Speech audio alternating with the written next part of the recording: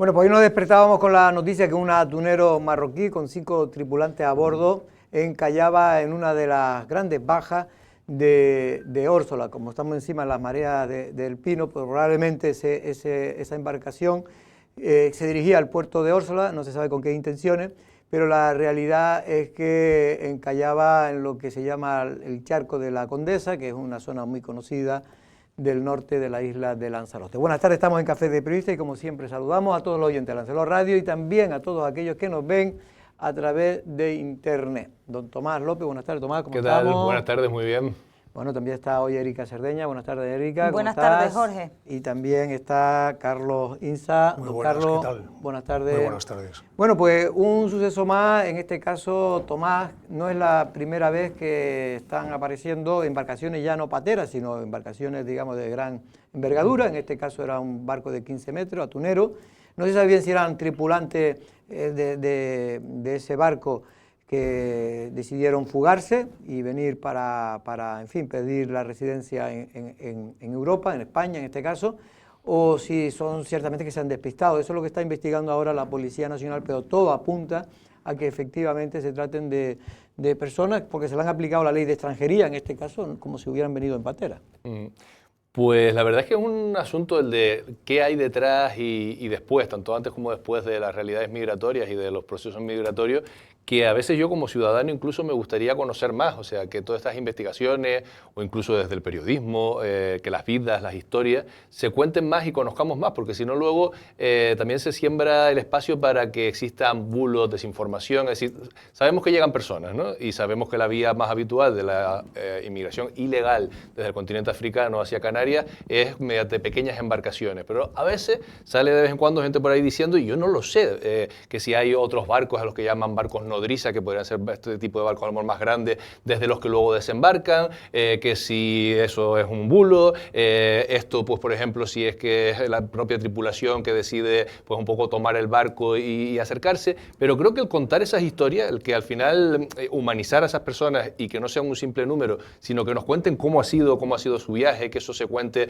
en los medios de comunicación, en las escuelas, pero etcétera. tú sabes que no te dejan hablar Sí, con ellos. Pues vale, hasta pero que ellos no cumplan y lo quieren hacer de motu propio, no, es casi imposible. Nosotros hemos intentado contar historias. No, me imagino que con los que están en un CIE, ¿no? Pero ya tenemos una realidad, unos procesos migratorios que duran ya pues 30 años casi, desde que llegó la primera, bueno, a ver, no 30 no, pero 20 y pico, 20 y tantos años, sí, desde que llegó la primera patera, como para conocer un poco más y no quedarnos siempre, porque yo es que cada vez que enciendo la radio por la mañana, cuando desconectan para la información de Lanzarote, llegó una nueva embarcación, han llegado en el último año no sé cuánto, es un número, solamente un número, y me gustaría conocer más de esa realidad, incluido también del viaje, primero para yo informarme y para empatizar con esas personas, y segundo, para que ciertas desinformaciones que a veces se dan sobre qué tipo de embarcaciones se usan, si es qué tipo de tramas hay detrás o no, o a lo mejor es información real, las conozcamos un poco mejor. Bueno, ahí estamos viendo precisamente porque después, nada más bajarse, Erika, bajarse los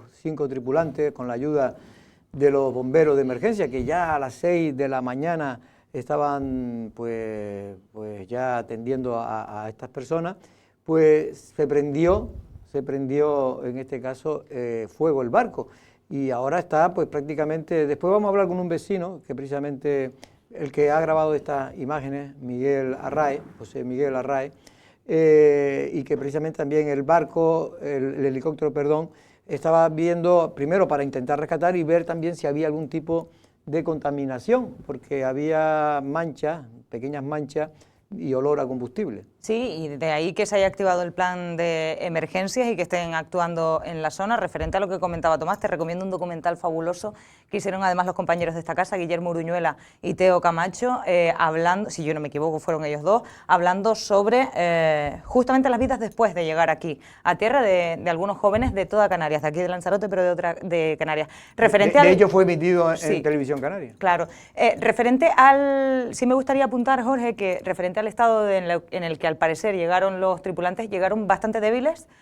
Los tripulantes de esta embarcación, 2 de ellos fueron trasladados a centro hospitalario. Evidentemente, los servicios de emergencia fueron en un primer momento a auxiliarlos porque habían encallado, pero es que después se prendió fuego y entonces ahora está ese operativo actuando. A mí sí me gustaría decir, sin saber lo que ha ocurrido, no es la primera vez que llega un pesquero y sin saber si es sustraído o lo que sea.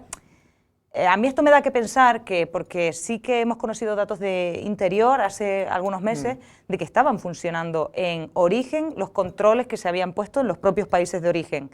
Y la pregunta que yo lanzo y la reflexión que yo lanzo es, están, de facto yo estoy convencida de que están funcionando, a lo mejor no todo lo que deberían, pero a lo mejor sí que están funcionando de tal forma que las mafias, las personas que organizan todo este tipo de cosas están buscando otras maneras y las propias personas que quieren salir de sus países porque tienen una situación muy complicada, están buscando estas alternativas. Ya, es algo que lanzo como... Pero, a ver, puede haber no lo sé, muchas tesis, pero, por ejemplo, en el último que llegó por el puerto de Los Mármoles, el dueño del barco se trasladó a Lanzarote porque le decía que se lo habían llevado, vamos, que se lo habían llevado. Lo que no aclaró era si su propia tripulación se lo había llevado, porque ellos reclamaban que no le habían pagado, que llevaban 3 meses sin cobrar, como diciéndole tal. Pero la policía no puede certificar estas cosas y lo único que dicen es, y se le aplicó la ley de extranjería igual que a cualquier otro que ha llegado, que llegaba vía patera o que llegan vía patera a Lanzarote.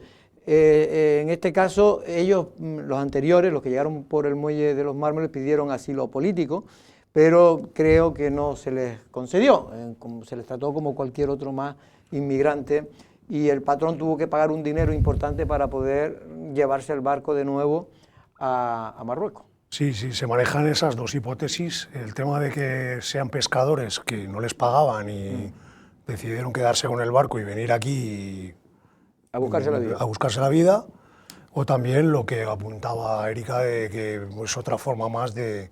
Se roban un atunero y en vez de una patera se vienen con el barco y luego ya abandonan el barco y y se cuelan. Esto es otro ejemplo más de que la política migratoria pues, es un poco desastre en España, en toda Europa en general, pero sobre todo en España se está viviendo de una forma muy, muy importante, pues somos frontera sur total. Y desde luego Canarias está abandonada de la mano de Dios. En temas de migración, mucha palabrería, pero poca actuación. Y esto, pues eso, claro, nos tiene que hacer pensar, porque es una cuestión ya de seguridad nacional. O sea, lo mismo que traen un barco y lo dejan ahí, aparte del riesgo que se produce por ahora el tema de los posibles vertidos, que es un tema grave, porque desde luego le causa un impacto a la isla y desde luego no es una cosa preocupante, pero luego también está el tema de la seguridad nacional. ¿Quién se está colando por nuestras fronteras? Pues de esta manera, que son gente que entran, luego ya se quedan, dan el salto a Europa. El problema no solo, porque yo he hablado con fuentes policiales y dice que el problema no solo es que ahora, en fin, estos 5 que llegan, pues son 5, cuando llegan en patera llegan 40. No, claro, pero es una nueva modalidad. Pero sí es verdad, no, el miedo que hay es que nunca se sabe quién viene o quién no viene. Claro. Y claro, si ya empiezan a venir en vacaciones grandes, porque cuando vienen en patera normalmente pues son gente muy necesitada, pero ya cuando empiezan con embarcaciones grandes, no se sabe exactamente si son mafias, si son gente efectivamente, que es lo que yo pienso en estos que han llegado, que son gente simplemente pescadores que buscan la vida y sí, aprovechar. Pero puede ser eso, pero a lo mejor en el siguiente no. En fin, que quiero decir que ahí hay una inseguridad que pero sí pueden traer droga, pueden traer otras cosas. Pueden traer lo que quieran, armas, lo que quieran. Incluso si vienen de la parte más del subsahara, puede también, eso también se habla, el tema de ahora del terrorismo islámico, ¿no? Que pueden venir también gente por pero bueno, también pero es de verdad momento que nunca por las nunca condiciones en las que han llegado, que estaban con hipotermia, que llevan, por lo visto dicen que llevan 5 días sin comer. ¿Esta gente? Sí, pues unas condiciones tan precarias que, pues lógicamente ahí todo da a pensar, pues una de dos, o que era un barco robado para venir, que es una de las hipótesis. Sí, que robaran el barco. Lo robaran para venir, y más que fuera una tripulación que no les pagaban, porque tú al final, bueno, pues si eres pescador... No, eso digo que fue el anterior, ¿eh? Claro, pero si eres pescador, pues ellos alegaron, pescas, y claro, pero es que llevan 4 días o 5 días sin comer, y con hipotermia varios que han tenido que ser enviados al hospital. Pues yo cuando leí que eran atuneros, fíjate que lo que primero me vino a la cabeza, también para generar un poco de empatía con las personas que lo hacen, es aquel poema La maleta de los años 80 de un canario creo que era de Lescano, creo que era, de Pedro Lescano. De Pedro Lescano, que decía qué valientes... Coge la maleta. Y dice, qué valientes barquillas atuneras, aquellas que mi padre llevó a Venezuela, mi abuelo a Cuba y mi padre a Venezuela. que en realidad es la misma embarcación, ahora somos del primer mundo, ya estas cosas parece que nos quedan muy lejos y a veces nos cuesta empatizar con estas personas, pero digo, cuando yo nací, alguien estaba escribiendo un poema hablando de que su padre la había cogido para ir a Venezuela y su abuelo para ir a Cuba, o sea, es En referencia. la historia de la humanidad y también de este pueblo. Perdona, pero tenemos una conexión con José Miguel Arraiz, Guadalupe, vecino de, en este caso, de Órsola. Muy buenas tardes, José Miguel. Hola, buenas tardes, Jorge. ¿Qué tal? José Miguel, muchas gracias por responder a la llamada. Simplemente porque creo que tú desde el primer momento, sobre ya de las 6 de la mañana, pues ya estaba, bueno, era de noche todavía a esa hora, y viste la embarcación. Inicialmente fueron ellos los propios tripulantes los que dieron la voz de alarma, ¿no? Cuando encallaron de madrugada, porque se cree que encalló con marea llena, ¿no? Sí, efectivamente. Bueno, aquí los vecinos sobre las 5 y algo escuchamos bocinas, ¿sabes? Las pintas que decimos en Canarias. Sí. Y la verdad que, por ejemplo, yo pensé que eran coches a esa hora de la mañana. Digo, joder, ¿quién no estaba desde buena mañana? Pero ya después me asomé al balcón a ver y oía gritos, y los bocinazos y los gritos. Y eran en el barrio de abajo, yo vivo en la parte de arriba, y esto es en Las Yas, en la parte que decimos Las Yas, que es a 200 metros donde estamos nosotros. Y ya vi luces de la Guardia Civil, bomberos y tal, pero no diferenciaba si era patera, barco o qué era. Hasta ya después cuando aclaró el día. Porque no pudieron bajar hasta ya cuando se hizo de día, creo, ¿no? Prácticamente. Sí, no, era más o menos 8 menos cuarto, por ahí es cuando yo ya los vi que venían con los Emerland para arriba, que yo conté 5, no sé si habrá alguno más o alguno menos, No, pero eran 5 más o menos y venían ayudados por los de Protección Civil o Emerland, no sé quién era, venían bien físicamente, ¿sabes? A lo que yo vi. No sé cómo estarían Sí, después. bueno, es que hay gente que está hablando que dice que algunos al bajar se pudieron hacer daño, y otros que estaba diciendo antes aquí Carlos Insa, que ha leído que también podían haber venido con problemas de hipotermia y en fin. Pero en cualquier caso... El problema de hipotermia sería en el caso este de las horas estas, la hora y media más o menos, que estuvieron ahí. Claro. Porque los barcos vienen preparados, ¿sabes? No, por eso, que la hipotermia será de cuando encallaron. En el momento ese, sí. No, venían tapados también, la verdad que venían así, como usan cuando llegan esta gente, por lo que tienen. Pero lo que yo vi, venían bien, seguramente. Sí. No, están fuera, nosotros hemos hablado con emergencia, están fuera de peligro, ninguno de ellos. Todos ellos. Pues yo me pude después acercar a las 8 y me fui abajo, fui un poquito imprudente, pero bueno, yo nací en estas piedras, conozco mejor esto que ninguno de los que estaban ahí, te lo puedo asegurar. Seguro. Y me acerqué al barco, fui un poquito prudente y lo vi, y en ese mismo momento vi humo y empezó el barco a arder. Y yo vi el derrame, ¿sabes? Que había por ahí el derrame que había de gasoil. Y ya me imagino ahora, porque al pegarse fuego, pues esos tanques de aceite, de gasoil y todo. ¿Y ahora, José Miguel, está ardiendo todavía el barco? Ahora está la marea llena, yo te voy a enviar fotos ahora, porque ya está la marea llenando y ya se está moviendo el barco otra vez. Seguramente ahora, al pesar menos, porque ya dio casi toda la carga y el barco, la mitad del barco está un esqueleto ya no tiene puente. Y lo está arrastrando un poquito, ¿sabes? Lo está virando ya. Seguramente ahora el mar lleno, que es 3:30, 4:30 más o menos. No estará en su sitio que está ahora, ¿sabes? Ahora es un rompeola, lo que ves de aquí es un rompeola, cuando viene la mar sale el humo, se apaga y así. Ya. Y veo que están poniendo barreras, los de Protección Civil o los bomberos son, pero bueno, las barreras ahora no van a hacer nada, ya se lo digo yo que no van a hacer nada. Ya no hace nada porque con el rebozo que hay, ¿sabes? Eso tiene que ser muy grande, son barreras que tienen ahí, estoy mirando que no tienen más de 20 metros, ¿sabes? Eso no hace nada. Pero bueno, para nada, pero hay que dar la impresión que se está cuidando el tema. Sí. En cualquier caso, ya para terminar, José Miguel, bueno, en este caso lo que quería decirte es que los vecinos, ¿cómo lo viven este tipo de cosas? Porque claro, los vecinos de Órsola ya han tenido, por desgracia también, que vivir momentos muy angustiosos de otros inmigrantes que han venido en patera y se han muerto en la misma roca, ¿no? En las mismas playas.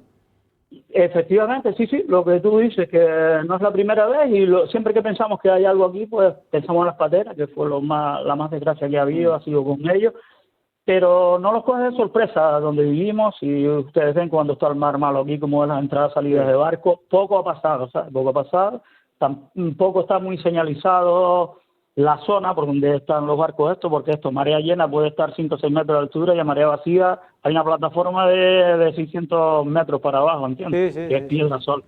Entonces Sí. eso es lo que le pasaría, entraba a marea llena y quedaron ahí.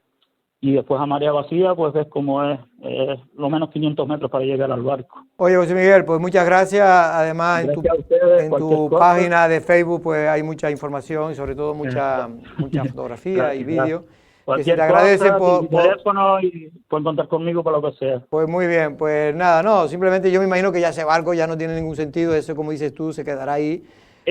Como Mira, si quisieran, Jorge, yo te digo rápidamente, o sea, Sí. si quisieran, el barco lo sacaba en menos de 3-4 días. Pueden coger motores, motosierra y corta acero, y lo cortan y lo sacan para arriba, y el motor lo sacan con un helicóptero, o sea, tan fácil como es. Ya. Lo que pasa es que yo sé cómo es. Esto va a ser, no es un barco tan grande, un barco tendrá 20 metros por ahí.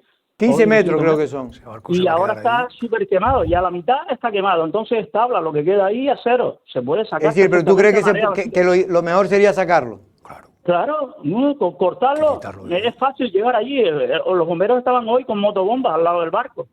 Lo mismo que pueden llevar motobomba, pueden llevar motosierra. Y arrastrarlo cortar hacia la el madera, mar, arrastrarlo hacia afuera no sería bueno. hacerlo trozos, no, eso tendría que ser, eso sí es Está muy costoso dañado. y les costaría más, porque eso tendría que ser con flotadores por abajo de los barcos.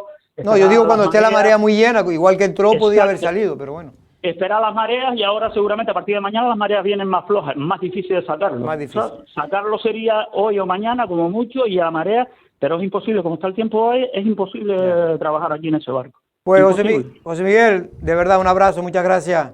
A ti, Jorge, saludos. Buenas tardes. Miguel Array, Guadalupe, vecino de Órsola. No, querías comentar algo, creo. Sí, que ese barco, por desgracia, mucho me temo que se va a quedar ahí para los restos. Sí, o sea, bueno, ya lo que se va a quedar es los restos del gas. no, sí, pero, porque ya está prácticamente bueno, pero la es lo que mitad. está diciendo este vecino, que podrían hacer un esfuerzo y sacarlo, porque es que eso crea un impacto ahí que no hay, eso además se va olvidando, hay otras prioridades y al final se queda el barco ahí. Sí, sí, no, Y es aparte que contamina, que hace un efecto horrible y que, bueno, en fin, poco a poco no me tiene imagino mucha- que al ser de madera, poco en unos años ya desaparecerá. Pero lo lógico es lo que dice el vecino, intentar sacarlo, por lo menos los restos. Por cierto, otros 20 kilos, y cambio radicalmente de asunto, Erika, 20 kilos de cocaína en Costa Teguise.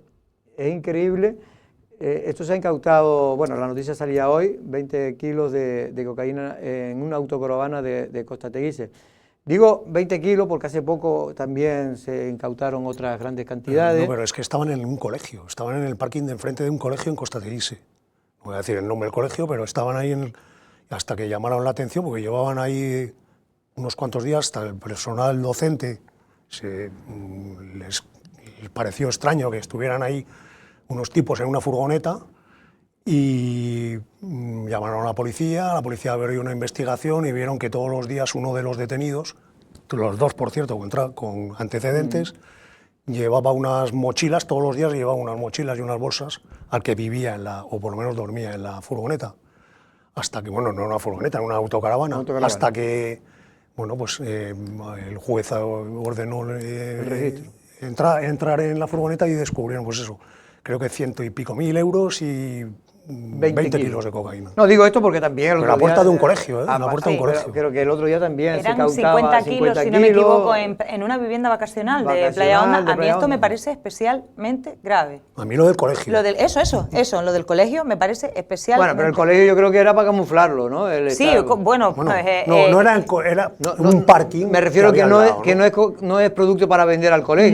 No, No, seguramente no. Pero, es simplemente que lo pero hacen bueno, para... No levantar sospechas, a lo mejor. Sí, porque son barco por zonas aquí. que vigilan menos, A seguramente. veces cuanto más evidente es, Claro. mi madre me escondía el Si te chocolate pones a simple vista, tú pues te, eso te un pones poco, ¿no? pegado al cuartel de la Guardia Civil, seguro que nadie te va a registrar, porque está...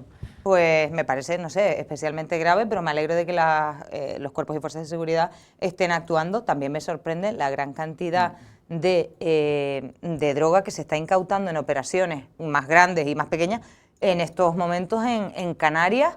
Y lo digo porque hace no tanto se alertaba de una droga en concreto, del aumento de cómo la edad de consumo de cocaína había bajado en adolescentes casi a unas edades y bueno, no sé, Tomás, estas realidades igual al tratar con adolescentes. Los chicos de Blas no, eso no.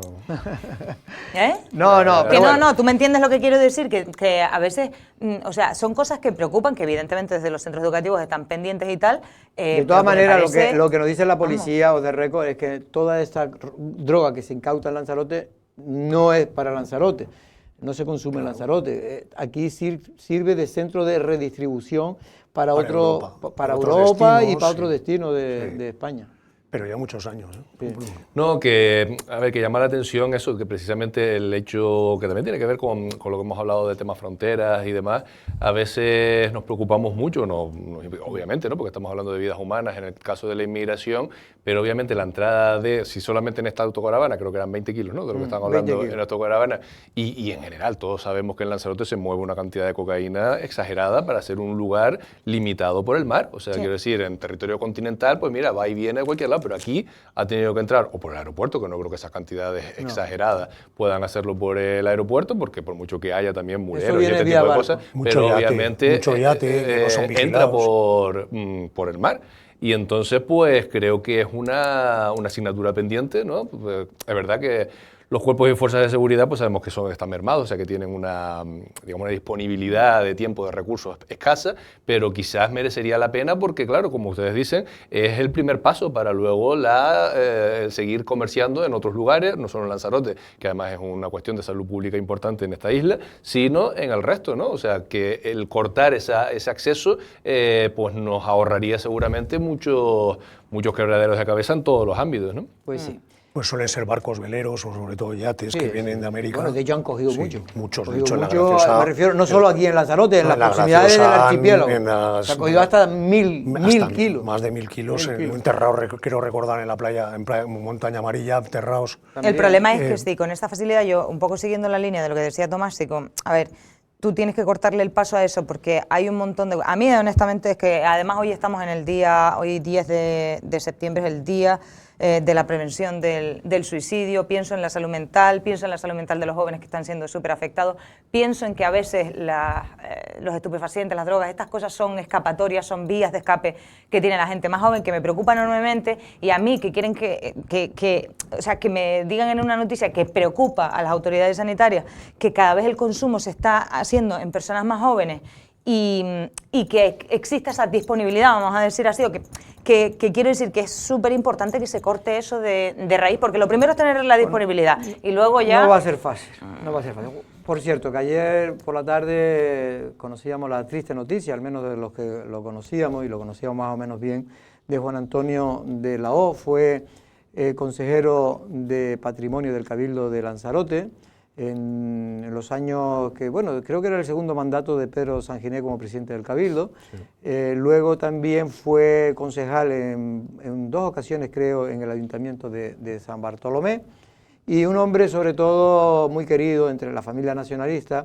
Es de los primeros, en fin, fue uno de los que participó en la fundación de Coalición Canaria. Él pertenecía a Iniciativa Canaria, sí, Iniciativa Canaria, de izquierda, creo que era. De izquierda.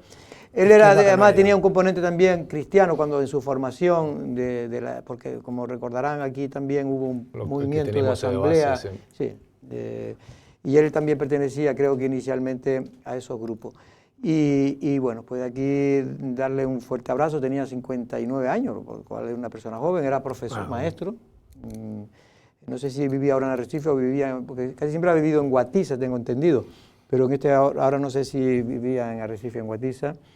Y nada, pues en este caso no sé si tú lo conociste. Sí, era un tío excepcional. A mí, desde luego, me parece las personas, las personas de los políticos en general, era un tío noble, un tío que siempre todas las áreas que llevaba eran temas sobre todo de educación. De hecho fue coordinador de... Cultura, siempre le interesaba mucho eso. De la oficina de educación. Estaba preocupado por siempre la defensa de las cosas canarias, de la cultura de aquí, y luego como persona era un tipo extraordinario, era un tío muy sincero, sencillo. Yo recuerdo además, fue de los primeros que insumisos de la mili, fue de los primeros ¿Ah, sí? insumisos de la mili, Yo sí, creo lo que había sido recuerdo. Tomás. Cuando yo llegué a la isla, No, yo no la hice directamente. una de las... Me escapé por poco. Recuerdo que es una de las primeras ruedas de prensa que vine y tal, y la dio él, junto con otros 4 ¿Ah, sí? melenudos y tal, que eran los primeros insumisos de la isla, y se los querían llevar presos y todo, y creo que hasta... Bueno, pues que hasta- ese episodio sí que Sí. no me lo sé. Pero Tomás, sobre todo era un tío muy sencillo y muy Tomás, no cercano. sé si tú tuviste Sí, ocasión sí, de yo la conocerlo. verdad- ¿Y coincidió contigo? No, estuvo en la legislatura anterior a la mía. Anterior. Pero la verdad es que cuando él estaba como consejero, en este caso de patrimonio, lo recuerdo, y yo estaba en medios de comunicación, siempre fue una persona que se prestó a cualquier tipo De de ayuda y iniciativa que colaboración. tuviese que ver con divulgar el patrimonio de Lanzarote. Lo conocí además, era un hombre muy comprometido con causas justas, como por ejemplo lo conocí en el tema del pueblo saharaui, en la época También. en que Aminatou Sí. Haidar hizo su huelga de hambre aquí, Sí. fue de los que en esa época creo Organizó recordar que muchos era viajes concejal y de ayuda, sí. precisamente en el sitio donde está el aeropuerto. Quiero decir que él también ejercía un poco, digamos, de vía institucional, pues para intentarle darle una cabida o una solución a esa situación, y me parece que es un nacionalista ejemplar, o sea, en cuanto a su respeto por la cultura canaria, su interés por la cultura canaria, su convencimiento con respecto a las posibilidades de este archipiélago. Yo creo que muchos podrían aprender bastante del convencimiento, tanto en lo social como en lo nacional, de Juan Antonio Delgado. Una pregunta, y así, si No hay alguien tuviste que... oportunidad de conocerlo, Alguien ¿no? que no, por eso tengo esa pregunta, porque por lo que he escuchado, me están hablando de un hombre nacionalista de izquierda. Sí, es Sí. que al final Coalición La Canaria, izquierda cuando nace, canaria. nace con Román también, Rodríguez, con esa gente Mario que viene Pérez de creo que ICANN, también estaba. ICANN, en ICANN desembocaron mucha gente de los que estaban en Unión del Pueblo Canario y Pueblo Canario Unido, es decir, en lo que fue el nacionalismo canario popular de la transición. O sea, él venía y de... CAN sobre todo está compuesto era el partido Gente de también, izquierdas. que era el Partido Comunista Canario también, inicialmente. En fin, ahí estaba, de hecho, estaba el líder era José Carlos Mauricio. Sí, Era Mauricio. también el señor Mendoza. Y Román Rodríguez que estuvo fue también. también en Román Rodríguez después, posteriormente. Bueno, vamos a otro tema. Por cierto, ayer fue el pregón de Erika, el pregón de los Dolores, en este caso en la Ermita de los Dolores, como no podía ser de otra manera. Y ahí estamos viendo, lo dio Miguel Ángel Tejera, que es en representación del Club Deportivo Tinajo, están en su Tinajo. 50 aniversario, ya era hora, Sí. ya era hora de, o sea, aquí lo importante es el pregón y hoy también que se inaugura la feria, pero bueno, que entiendo que muy emocionante también este momento, muy esperado, es una fecha, yo creo que septiembre es una fecha que en Lanzarote y fuera de Lanzarote también mucha gente espera. Y bueno, igual mis compañeros saben mejor, no sé si... Yo es que no pude estar. Yo es que pude. Yo creo que ninguno ha podido Yo estar. no he estado, pero he leído la crónica y creo que estuvo muy bonito, muy... Y había gente, Es muy cercano, muy del pueblo, porque claro, es un club que ha arraigado muy desde los años, creo que desde los años 70 o 75 por ahí se fundó. Sí, cumple ahora justo, porque cumple 50 años, 50 o sea que años. fue del año 75. 75. Y bueno, pues está muy arraigado en el pueblo, en Tinajo. Y luego además creo que hubo una conferencia de una historiadora sobre lo que fueron el estallido de los volcanes en 1730, con testimonios del cura Curbelo y tal, y luego actuó el grupo de Ciro Corujo, Ciro Corujo con una de las voces Alexis Lemes y creo que una de las Templista. voces, Ciro, de las voces privilegiadas de Lanzarote. Por cierto, que una anécdota que está corriendo por las redes es que en el momento que el presidente del Cabildo, Osvaldo Betancourt, pues estaba interviniendo, no se sabe muy bien si es que vio que estaba nublándose y cambió el discurso que tenía previsto y dijo que pedía a la Virgen de los Dolores Venga ya. que lloviera. Vamos a verlo. Por eso hemos recuperado ese albergue de la Santa para lo que fue concebido. Un albergue juvenil. Ya tenemos el diseño de lo que será ese nuevo espacio digno y moderno para la juventud de Lanzarote y de La Graciosa. Porque esta juventud merece lo mejor. No podíamos seguir siendo la única isla que no tuviera un albergue juvenil. Señor alcalde, juntos vamos a trabajar con el Gobierno de Canarias, al cual también agradezco a la consejera porque haya participado y aportado económicamente a estas fiestas de los dolores. Pido agua y cae agua. Empezamos bien. Empezamos bien y es bueno porque el 4 de agosto, en este caso el Consejo Insular del Agua, ha tenido que prorrogar la emergencia hídrica que ya estaba en la isla de Lanzarote y que ha servido para muchas cosas, entre otros para sustituir las más de 20.000 membranas de las desaladoras, que va a permitir que haya una mayor eficiencia a la hora de producir agua, por lo tanto más agua con el mismo gasto. Y también ha servido para, en este caso, para uno de los bastidores de Lanzarote 4, que ya estaba bastante hecho polvo y que tiene que ser sustituido. Y eso son otra inversión de más de 5 millones de euros que el Gobierno de Canarias ha dado al Cabildo de Lanzarote. A Lanzarote lo ha dado porque, evidentemente, Tomás, estamos en una situación hídrica realmente de emergencia. Y este verano hemos escapado de milagro, no tanto por las cosas que se ha hecho, que también, sino porque no ha habido grandes averías, como en otras ocasiones. Ahí yo creo que la Virgen tiene poco margen de maniobra, sinceramente, porque me imagino que antes sí, no sé, cuando el culto a la Virgen de los Dolores se generalizó en Lanzarote, pues claro que la gente le pedía a la Virgen porque todo el mundo esperaba agua del cielo, ¿no? Hoy no esperamos agua del cielo ya, bueno, si viene pues mejor todavía. No estaría mal, dicho sea de paso, que esa agua del cielo que caiga, incluso acomodemos ciertas infraestructuras del pasado o del presente o renovarlas, ¿no? Para que por lo menos esa poquita agua que cae llegue a las fincas, que es agua de calidad, etcétera, que es otra cosa que también digo, pero el resto del agua todos sabemos que es agua desalada y ahí pues la responsabilidad no es divina, sino humana, ¿no? Que sí, pero casi ha sido un milagro. Lo que ha habido ha sido una dejadez directamente saqueo durante mucho tiempo, saqueo en el sentido de que la empresa pública Inalsa durante mucho tiempo, pues allí se iba más que a gestionar, a ver a quién colocaba, quién enchufaba, quién no sé cuánto, de dónde sacaba, y sabemos que así quedó Inalsa. Luego se le dio la gestión a Canal Gestión, que tampoco ha sabido resolver los problemas que tenía el agua en Lanzarote, y ahora a ver si con esta emergencia hídrica y esas inversiones pues conseguimos ir mejorando. A ver, has dicho, perdón que me meta, sí, pero has dicho que se tuvo que... ¿cómo se dice? Prorrogar la emergencia hídrica. Que la gente sepa, porque claro, la gente te escucha... El 4 de agosto terminó. Claro, pero la gente te oye decir que ha servido para muchas cosas, sí, pero a lo mejor no lo están viendo porque siguen padeciendo cortes de agua, pero es que hay tantas necesidades y lo que quiero trasladar es que para empezar a trabajar en Fuerteventura se ha prorrogado como mínimo ya, más de 3 veces, Tres creo. veces, ya, entonces, pero ya terminó. Pero lo ya sabía. No están En emergencia. Ya no están en emergencia. Pero tuvo 18 meses. Lo han necesitado para poder acceder a esas inversiones, para poder acceder y acometer lo más urgente. Porque, por ejemplo, una de las cosas que la oposición criticó, que yo no vi en mucho sentido, porque no tiene mucho sentido criticar que se declare emergencia hídrica porque dice que no iba a servir para nada. Yo creo que no, estas cosas siempre pueden servir o no, pero realmente no tiene ningún sentido oponerse, porque ha permitido, pues mira, que el Gobierno de Canarias se esté fijando más, ha puesto esos dineros, ha gastado casi... entre el bastidor y las membranas va ya por 8 o 9 millones de euros, más esto ha servido también la emergencia hídrica para poder hacer la adjudicación de obras, que es lo principal de las obras de restauración de nuevas tuberías, de renovación de tuberías, pues los mecanismos burocráticos que son tan pesados, pues se van a reducir mucho al ser Lanzarote una zona de emergencia hídrica, ¿no? Por lo tanto, yo creo que ha sido positivo esa declaración.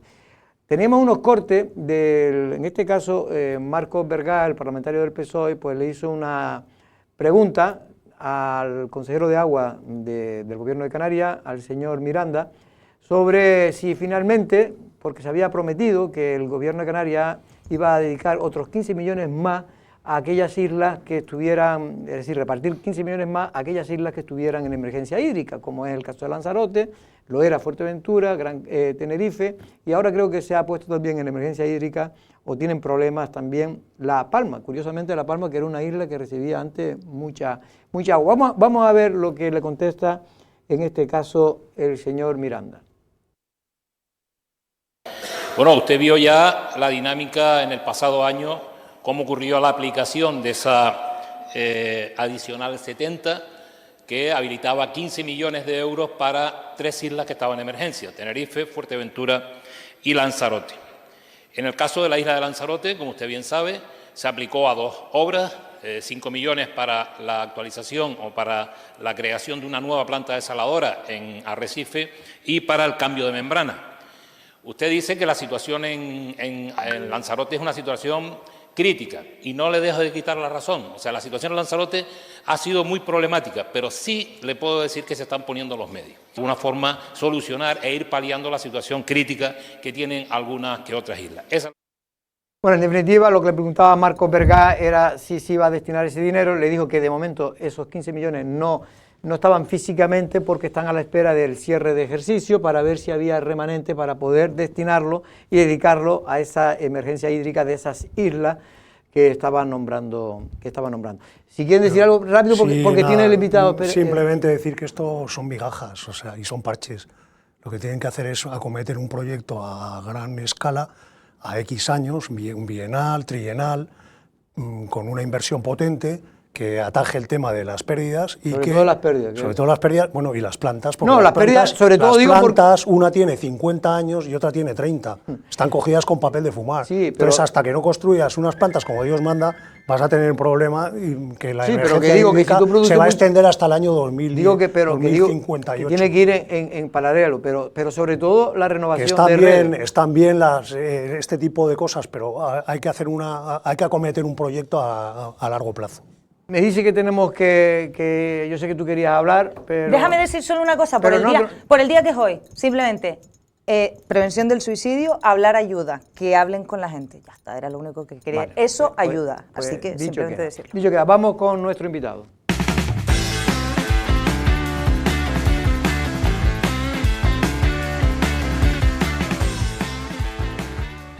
Bueno, hoy vamos a hablar un poco, en este caso con un técnico de patrimonio de la isla de Lanzarote, en este caso de la Oficina Insular de Patrimonio de la isla de Lanzarote, el inspector insular de patrimonio, Ricardo Cabrera, y vamos a hablar precisamente de patrimonio, de cuáles son, cómo está el patrimonio en Lanzarote, en Arrecife sobre todo también, y en general qué se puede hacer para mejorarlo. Buenas tardes, don Ricardo, ¿cómo estamos? Buenas tardes, Jorge, muchas gracias por la invitación, que es un placer estar aquí con ustedes. Pues se lo agradezco que haya aceptado la invitación, que siempre, por cierto, la ha aceptado, siempre que se le ha pedido. Es verdad que al ser técnico, pues tienen que, en fin, que son personas que tienen que tener los vistos buenos de los correspondientes, en este caso, coordinadores de las áreas políticas del Cabildo. Ricardo, yo no sé, la política, si cuando cambian los gobiernos cambian las políticas, o ustedes mantienen siempre más o menos la misma política, digamos, con el tema del patrimonio. ¿Ustedes notan cambio cuando vienen uno o vienen otro? Hay cambios, lo que pasa que sí es cierto que hay, yo no voy a decir partidos, porque en todos lados creo que hay de todo, pero sí personas que son más proclives a escuchar a los técnicos que estamos día a día trabajando con los temas, y a lo mejor otras personas menos. El equipo que actualmente está en el Servicio de Patrimonio, bueno, primero decir que es un equipo que el presidente, al cual estamos muy agradecidos, pues ha conformado un equipo muy profesional, muy cualificado y sobre todo muy comprometido y con mucha vocación. Entonces, gracias a este perfil técnico del servicio, pues tenemos muchas propuestas encima de la mesa que al actual presidente le hemos presentado y que ha recibido con buen gusto. Ustedes, digamos, son los que tienen que darle, digamos, a los políticos y decirle, mira, se puede mejorar esto, se puede hacer esta acción. ¿Es la labor que realizan ustedes un poco? Nosotros, siempre que hay un cambio de gobierno, hacemos esa labor. Y luego, evidentemente, los políticos también pueden tener sus propuestas que nosotros las analizamos, intentamos asesorar en el sentido, esto es viable, esto no es viable, o esto va a tener X complicaciones, para que ellos valoren y luego ellos nos tienen que marcar la hoja de ruta, evidentemente. Ahora mismo, ya de la anterior legislatura, se inició una política que yo al menos creo que es acertada, de adquisición de inmuebles. algunos inmuebles que pueden ser importantes para el patrimonio insular y que muchas veces la iniciativa privada, dado el estado en que está, pues difícilmente la pueden sacar adelante. En este sentido se han hecho algunas acciones en el Cabildo de Lanzarote en los últimos años, ¿no? Sí, el Cabildo recientemente acaba de comprar Los Cabrerones en Valterra y también compró hace ya unos cuantos meses, hace poquitos meses, el edificio El Mercadillo. El Mercadillo.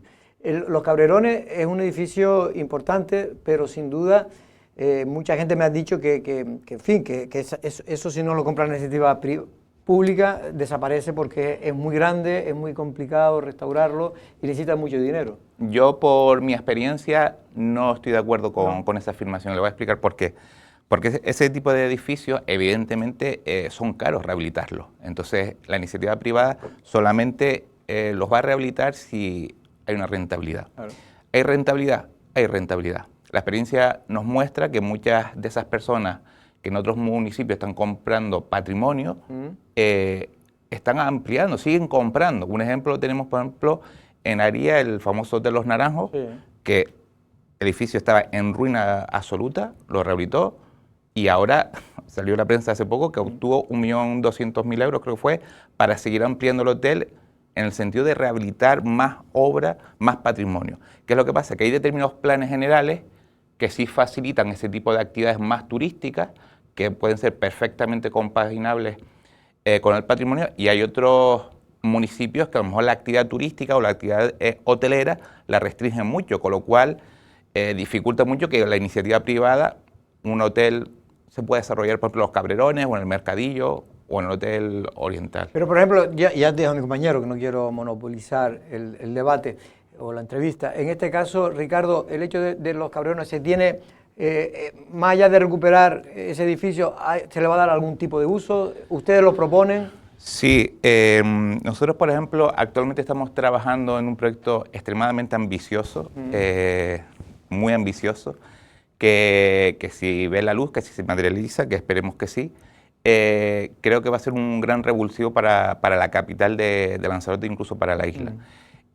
Tanto el Mercadillo, como Fajardo, como Cabrerones, como otro edificio que todavía está pendiente, tenemos planteado no solamente rehabilitarlo, sino darle un uso que va a ir dirigido a uso fundamentalmente museístico, no exclusivamente museístico, pero sí museístico, con el fin de que sea un revulsivo y que supongan hitos urbanísticos y que ayuden a mejorar y potenciar la calidad urbanística de su entorno más inmediato. Ahora mismo se está trabajando en eso. Hay, es como digo, una red de 4 edificios, unos están más avanzados, otros menos, pero se está trabajando de manera paralela en cada uno de ellos. ¿Y los Cabrerones ya se pudo adquirir ya? Los Cabrerones se acaba de adquirir ahora mismo y ya en los próximos días... Una buena noticia, porque eso llevaba enredado ahí... Sí, muchos años. Ya se compró y lo que vamos a proceder ya de manera inmediata es a limpiar y a limpiar porque hay problemas de salubridad en la zona, fruto de que la casa estuvo muchos años de abandono y nadie se preocupó. Sí, yo recuerdo estar, porque conocía a miembros de la propiedad, estar en esa casa cuando, digamos, no vivía nadie, pero se utilizaba de aquella manera para, en fin, la gente más joven íbamos allí. No sé qué te gustaría preguntarle.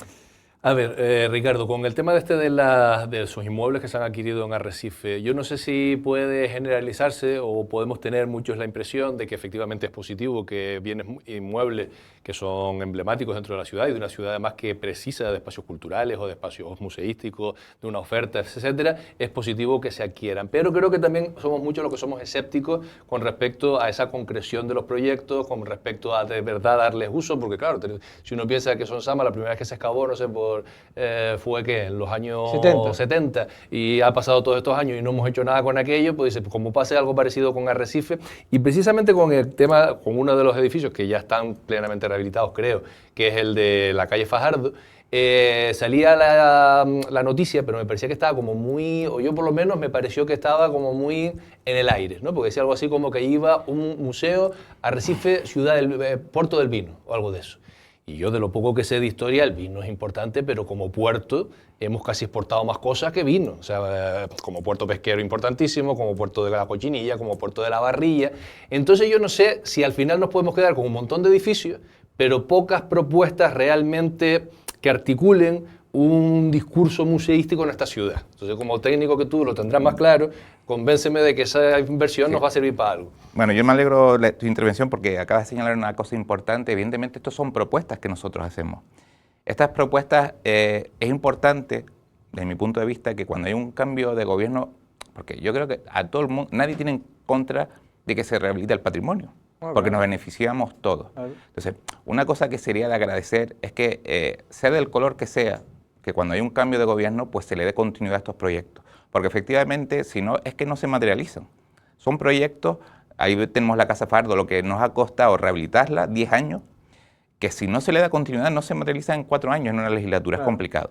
Entonces, nosotros hicimos una propuesta al presidente, que el presidente acogió de buen grado. Esa propuesta está coordinada junto con la Dirección General del Gobierno de Canarias en materia de patrimonio. Y es una propuesta, vamos a ver, que no se trata de comprar un edificio para rehabilitarlo y a ver lo que hacemos. No es eso. Es una cosa más seria. Los proyectos de museografía, cuando tú quieres establecer un museo, tienes que llamar a técnicos cualificados especializados en museología. ¿Qué significa eso? Ellos te hacen un estudio de mercado, te hacen un estudio de los perfiles de población que está ahí, de los perfiles del turismo que te viene a visitar, qué es lo que te está demandando. Hay un estudio serio detrás. En base a eso se diseña una serie de productos culturales, no solamente para el turista, sino para nosotros también, que eso es fundamental. Entonces, a partir de ahí nosotros diseñamos ese tejido de 4 centros. El tema de la Casa Fajardo es el edificio que más avanzado está porque la rehabilitación prácticamente ya está, salvo una pequeña parte. Entonces, hoy mismo se cierra el proceso de licitación para recibir el proyecto y mañana o pasado se abren los sobres, ¿vale? Del proyecto de museología y museográfico, ¿vale? O sea que está bastante avanzado. ¿Y ahí qué va es decir, esas propuestas son de diferentes...? Nosotros hicimos un proceso de licitación en el que pedíamos que nos hicieran ofertas sobre diseñar un museo o un centro que contara, no es la historia del vino, no es un museo del vino, sino la historia de Arrecife vinculado a la exportación no tanto de vino, sino de aguardiente. Y el vino y el aguardiente sí tuvo un papel muy importante en Arrecife. Tan importante que hoy en día hay barrios que tienen su nombre que derivan de esa actividad. Por ejemplo, la Estila. La Estila tiene un nombre porque en el siglo XIX era tanto, hubieron hasta 11 centros de producción de aguardiente en la zona de San Ginés. Era tanto el olor y tanto los problemas porque eso fermentaba con los ollejos y demás, que se tuvieron que trasladar. Hay una ordenanza municipal del siglo XIX que mandaba a trasladar esos centros de destilación, con lo cual sí es importante. Eso lo que queremos es, bueno, tenemos ahí una excusa de un momento histórico bastante potente que explica parte de la historia de Arrecife, pues utilizar ese inmueble para que, dadas sus condiciones físicas y su protección, pueda albergar un museo de ese tipo, que no requiere de grandes instalaciones, ¿vale? Y bueno, se está trabajando en ello y eso. Es decir, que ahora se abren digamos, los sobres para propuestas. Para ver qué propuestas hemos recibido. Y ustedes después elegirán la que ustedes consideran la mejor. Y ya en los próximos, yo no sé cuánto se puso en el proceso de licitación, en cuántos meses tenemos que recibir ya el proyecto.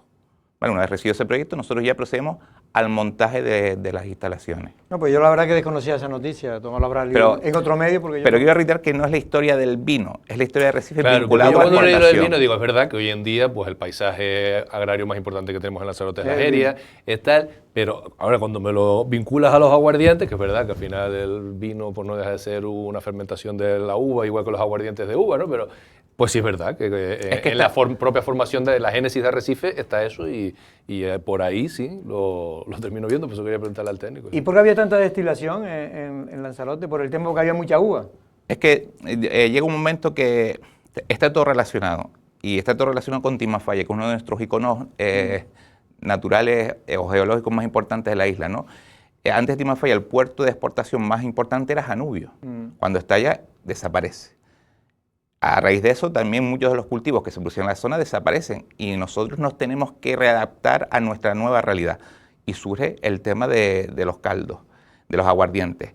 En ese mismo momento también se libera, hay momentos que se libera la exportación con América y Canarias puede destilar, que lo que se hacía fundamentalmente era destilar para lo que los viejos llamaban encabezar los vinos para que no se estropearan en alta mar, ¿no? Entonces, todo ese conjunto hubo que hacer que buscáramos otro puerto de exportación. Arrecife, por sus condiciones naturales, era el mejor sitio y se produce eso. Y todo eso explica la historia de Arrecife. Ya.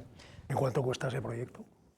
Ese proyecto yo no... El proyecto es ahora mismo el proyecto de la redacción del proyecto. Yo no tengo las cifras aquí, ¿vale? Más o menos. No las tengo porque no, ese procedimiento no lo lleva yo, pero... Vale, bueno, mi pregunta sería, Arrecife, el patrimonio de Arrecife, ¿cómo se puede desatascar? Porque es un problema muy... En torno al Charco de San Ginés, sobre todo la zona centro, hay muchas casas abandonadas, muchas de ellas pertenecen a familias que a lo mejor tienen 30 o 40 miembros, 40 herederos, no se ponen de acuerdo, tampoco hay por parte de la administración muy pocas ayudas, pocos incentivos, y todo eso van pasando los años, el ayuntamiento no lo resuelve, el cabildo no lo resuelve, y quien sale perdiendo es la isla, porque hay que ver cómo está el charco, cada día está peor, y ya además incluso se convierte en un tema de salubridad, las casas de alrededor tienen problemas. Usted como técnico, ¿qué solución cree? Porque uno va a Gran Canaria, se da una vuelta por el centro, la zona histórica, y da gusto verlo. Todo el casco antiguo, da gusto verlo, todas las casas se han rehabilitado, y aquello es una maravilla, y la mayoría son privadas. ¿Cómo se puede resolver este tema? ¿Cómo lo desatascaría usted? También hay que decir, que eso a lo mejor Ricardo no está de acuerdo conmigo, que el también, empaque. claro, que el patrimonio... Pero el empaque, me refiero que esas casas era de la gran burguesía... Bueno, me da igual. Me refiero que la del Charco era de gente pobre, es lo que quiero decir. Bueno, pero no es tanto por eso, pero sí está relacionado con eso. Es decir, nosotros hemos sufrido un proceso que a lo mejor en otras islas no se dio, que es que aquí se abandonaron literalmente casas. En otras zonas como La Laguna, Triana o Vegueta, ese proceso de abandono de las casas no se dio tanto, con lo cual no se sometieron a un proceso totalmente de descuido durante décadas, que sí se produjo aquí, y deterioro. Claro, ¿cómo se soluciona? Yo lo he dicho muchas veces, esto es muy fácil si se quiere. Primero hay que regular. El patrimonio se regula fundamentalmente a través de los catálogos municipales. Arrecife actualmente tiene un catálogo del 2004, que lo hicieron un poco para salvar el texto refundido del 2002, pero que no obedece a la realidad patrimonial de la capital. Por fortuna, y esto es una de las cosas que también hay que mencionar al servicio y al equipo de patrimonio, el Ayuntamiento de Arrecife ahora mismo está en un estado muy avanzado, muy avanzado, para, yo espero que en breve ya sacar por fin un catálogo de protección que ordene. Ese trabajo se ha hecho gracias a la labor del Ayuntamiento de Arrecife, evidentemente, pero también en colaboración por primera vez con el Servicio de Patrimonio. Hemos tenido muchísimas reuniones técnicas para acordar qué elementos van, qué elementos no van, para que el documento final no tenga ningún tipo de arista. Eso es fundamental. Porque ese catálogo tendría que ser después... Informado por nosotros. Informado por ustedes. Él tiene que dar el visto bueno para exactamente. entender. Eso es fundamental. Si no sale. ¿Cómo pueden llevar 20 años haciendo un catálogo? Pues eso es una gran pregunta. Pero bueno, es alucinante. Si ves la historia, en el 2008 se aprueba uno, que luego se anula, luego en el 2016 otro. Sí. Bueno. Y luego la otra pata importante para que el patrimonio se pueda rehabilitar es dar ayuda. Es que esto no hay más secreto. Es decir, yo lo digo un montón de veces, ¿no? Yo he vivido en otros países y en otros países te ponen los elementos patrimoniales en primera lista de los tablones de las inmobiliarias y te ponen un cartelito de abajo exento de impuestos. Las tasas y los impuestos los recaudos de los ayuntamientos tendrán que sacar una ordenanza que eximan del IBI, del IAE y de un montón de impuestos, que no es mucho, pero ayuda. ¿Ustedes como técnicos lo han recomendado esto ya? Sí, porque sí. pasan las generaciones de políticos y por escrito. Y no se hace Y absolutamente los partidos nada. políticos lo han dicho que sí. Es alucinante. Y es una cosa muy sencilla. Y luego fundamentalmente es sacar un paquete de subvenciones potente, y ahí es la continuidad política, potente, que es decir, no es una ayuda para cambiar una puerta. Así no vas a rehabilitar patrimonio. Tienes una ayuda, las subvenciones que tienen para mí, para que funcionen, tienen que tener dos condiciones, que sean rápidas y ágiles, así que todo el mundo las puede entender, y tendrás que dotar de personal que ayuda, asesore a las personas y dice, mira, yo me encargo todo, tranquilo. Y la segunda parte es que la cuantía sea lo suficientemente estimulante para que los 5 hijos, los 6 hijos que tienen su casa y no les preocupa que la casa de su abuela o su madre esté cayéndose, se espera, que aquí me van a dar un dinero que yo voy a rehabilitar y vamos, saco un provecho. Sí. Y es legítimo que saque provecho. ¿Y revaloriza una propiedad? Y es legítimo que saque provecho particular, pero porque luego la sociedad también va a sacar un provecho patrimonial de esa inversión. No, yo lo tengo claro y me parece la idea muy buena. Lo que pasa es que mira que llevamos tiempo intentándolo y es muy complicado porque no llegan esas ayudas. En ese Porque sentido, no hay voluntad, la complicación es la falta de voluntad. Yo no sé si falta voluntad o es la complicación. Yo no he visto un solo político en Lanzarote que se haya preocupado en serio por el tema del patrimonio, en serio, para resolver el tema del charco, todo el casco.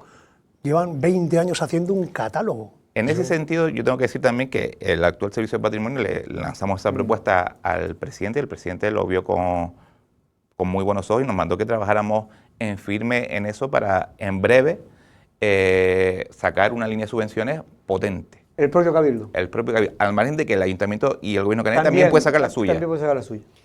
Pues antes nombraba a Son Samas y quería hablar un poquito sobre el patrimonio arqueológico de Lanzarote, ¿no? En general, pero principalmente también Son Samas, ¿no? O sea, ¿hay alguna previsión de cuándo podemos tener algo parecido a un centro de interpretación? Y cuándo, yo por ejemplo, que soy docente, es verdad que el Cabildo hace sus esfuerzos, o el personal que tiene y el Servicio de Patrimonio, para mostrarlo a través de la empresa Tivicena. Por ejemplo, el año pasado fuimos con un grupo de alumnado y tal, pero obviamente las condiciones no son las mismas que si todos pudiésemos hacerlo, que si fuese con un centro de interpretación y tal. Y es algo como que cada legislatura sale, pero nunca se termina de concretar. ¿Qué fondos hay y qué previsión hay?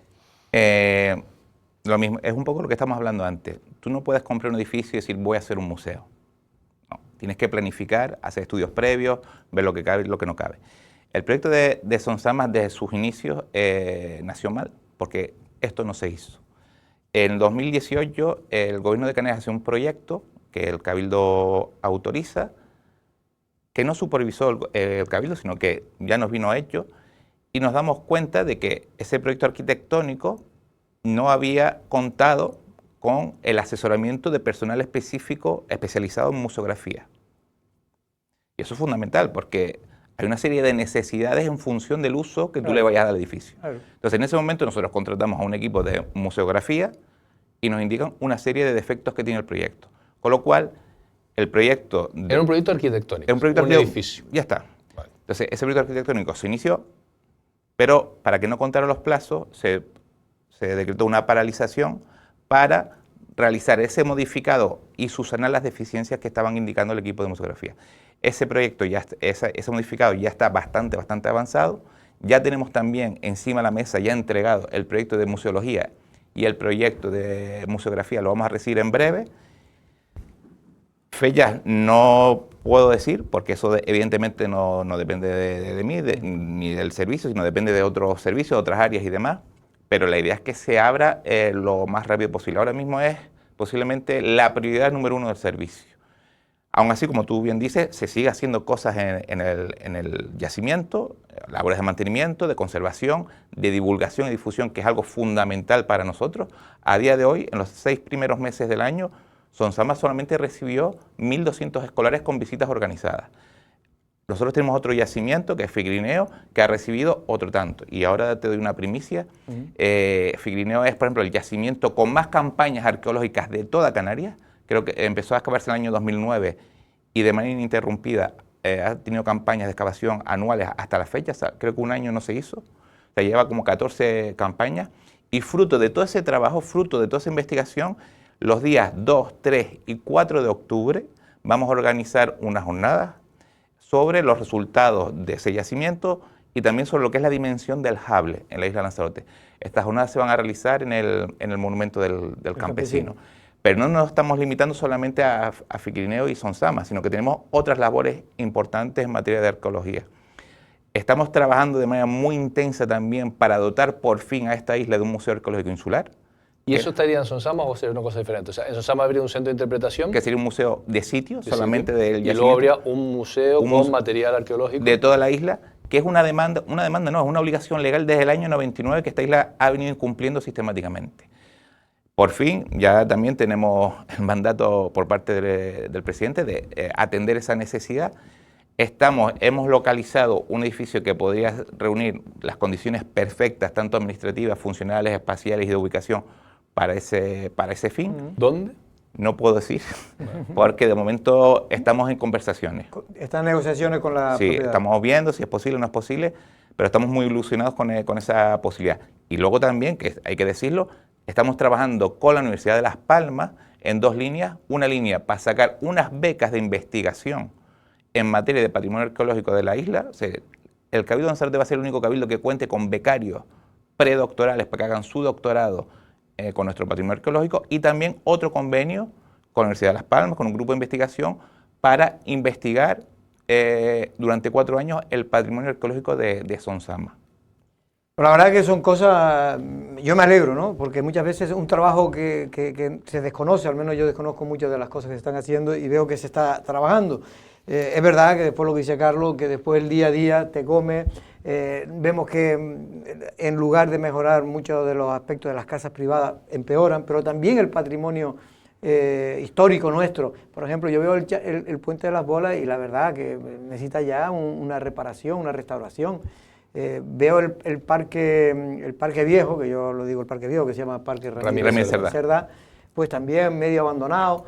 Ahí hay un proyecto, creo, sí, de arrecife, pero ustedes no le han dado el visto bueno todavía, ¿o no? Te explico. En 2021, creo que fue en junio de 2021, el Cabildo de Lanzarote redacta el proyecto de rehabilitación del Puente de las Bolas y lo autoriza. 2021, y lo manda al Ayuntamiento de Arrecife. Ese proyecto, después de muchos años sin saber nada, pues ahora recibimos un requerimiento de costas que hay que atender, ¿vale? Pero el proyecto está redactado y autorizado por nosotros desde hace muchos años. ¿Y aprobado por el Ayuntamiento también? Entiendo yo que no, porque falta atender ese requerimiento de costas. Y el tema del Parque Viejo, el Parque Ramírez Cerdá, igual. O sea, el parque, una demanda que nosotros le hicimos precisamente a Astrid cuando entró de alcaldesa fue que el Parque Viejo necesitaba una reforma integral. Que es uno de los espacios más emblemáticos de la capital, uno de los pocos espacios abiertos que cuenta Arrecife, y que necesita por fin bueno, al final se procedió a ello. El 6 de junio del 2022 recibimos el proyecto, 6 de junio. El 10 de junio, 4 días después, ya estaba informado por el Servicio de Patrimonio y remitido en agosto al Ayuntamiento de Arrecife, agosto del 2022. Y estamos informados, y cuando ustedes informan, o sea, reciben un proyecto que era del ayuntamiento, y ustedes ahí que ponen, esto no... No, informados favorablemente porque... favorablemente. Sí, no. Es un proyecto muy, muy bueno de un especialista en espacios públicos, un especialista además en la obra espacial de César Manrique, o sea, es un gran profesional y es un gran proyecto. Entonces está en el tejado del ayuntamiento, que tendrá que buscar la financiación. Yo supongo que algún problema tendría habido, no sé. Ayer estuvo aquí Mació Cabrera, que es precisamente el concejal de Patrimonio y de Urbanismo de Arrecife, y lo que dijo es que ahora, lo que tú acabas de comentar, el problema está en Costas. Por lo que él dijo, que Costa tiene que recibir el visto bueno de Costa, que yo siempre digo, ¿cómo Costa se va a oponer a mejorar algo que está de acuerdo todas las instituciones? Yo no creo, pero pero me refiero que no creo que ni que se oponga. Lo que pasa es que la burocracia es tan lenta que pueden pasar 2 años como han pasado y no pasa nada. Nosotros lo que sí quiero decir en defensa de nuestro servicio es que tardamos 4 días en darle visto bueno. Está muy bien, está muy bien. Por cierto, un dato histórico, el Parque Islas Canarias tiene el nombre de Ramírez Cerdá, de don José Ramírez Cerdá. Pero ¿sabe quién empezó, en qué época empezó a construirlo? El viejo, dice usted. El viejo parque. Pero no Islas Canarias. Que perdón, el viejo parque, el de Ramírez Cerdá. Eso lo empezó cuando mi padre era alcalde. ¿Ah, sí? Sí. Ah, pues mira. Pues empezó con... Todos los días se aprende algo. Pero a lo mejor el Parque Islas Canarias... Realmente... El Parque Islas Canarias mejor termina llamándose Jorge Col por el tiempo que ha pasado todo aquí. A lo mejor ahí sí. No, pero es cierto que empezó, pero el que lo terminó y por eso lleva el nombre fue... Ramírez Cerdá. Claro, siempre los que terminan son los que se llevan. Eso pasa en política, el que termina, el que corta la cinta. el que corta la cinta es el que se lleva el nombre. No, es verdad que en aquel entonces, porque eso creo que ese parque data de, si no me equivoco, de principios de los años 60, ¿puede ser? Yo creo que un poquito antes. Antes, ¿no? Del 52, 54 por ahí. 54, puede ser, sí. Pues, Ricardo, muchas gracias de verdad por estar aquí y vamos a ver si cada 3 o 4 meses vienes y a comentar nuevas cosas, porque es muy importante. Yo creo que el pueblo que olvida su patrimonio olvida también su alma, y en este caso es muy importante que sigamos conservándolo, pero, insisto, yo creo que hay que ser muy proactivo. Yo sé que es complicado, echarle la culpa muchas veces se le echa, ¿no? Y yo creo que muchas veces, en vez de estar todo el mundo orgulloso de que intentar mantener nuestro patrimonio, pues muchas veces se ha visto aquí en Lanzarote y en otros sitios como que los enemigos son ustedes, ¿no? Los enemigos de... Y eso es verdad que es así, porque cada familia tiene su problema, en fin, cada caso tiene su problemática. Carlos, Pues hasta la nos semana tenemos que que ir viene. corriendo ya porque se nos ha pasado el tiempo. También Muchas Tomás, gracias. muchas gracias por estar aquí. Y nosotros, no es una amenaza, pero mañana a la misma hora. Buenas tardes.